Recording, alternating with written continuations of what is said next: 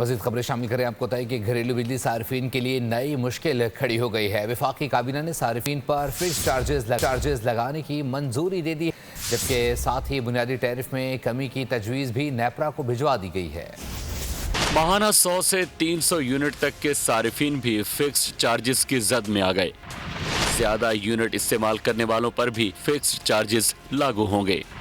فیصلے کے مطابق 100 یونٹ تک کے پروٹیکٹڈ صارفین پر 200 روپے اور 200 یونٹ تک 300 روپے فکسڈ چارجز لگیں گے۔ نان پروٹیکٹڈ صارفین کے لیے 100 یونٹ تک 275 روپے، 200 یونٹ تک 300 روپے اور 300 یونٹ تک 350 روپے ماہانہ فکسڈ چارجز مقرر کیے گئے ہیں۔ 400 سے 700 یونٹ اور اس سے زائد استعمال کرنے والوں کے فکسڈ چارجز 675 روپے ہوں گے۔ بجلی کے نرخ میں 400 یونٹ تک فی یونٹ 1 روپیہ 53 پیسے کمی کی بھی منظوری دی گئی۔ 500 سے 700 یونٹ والوں کو بھی ریلیف ملے گا۔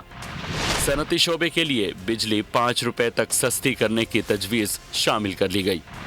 نیپرا کو بھیجی گئی درخواست کی سماعت 10 فروری کو ہوگی۔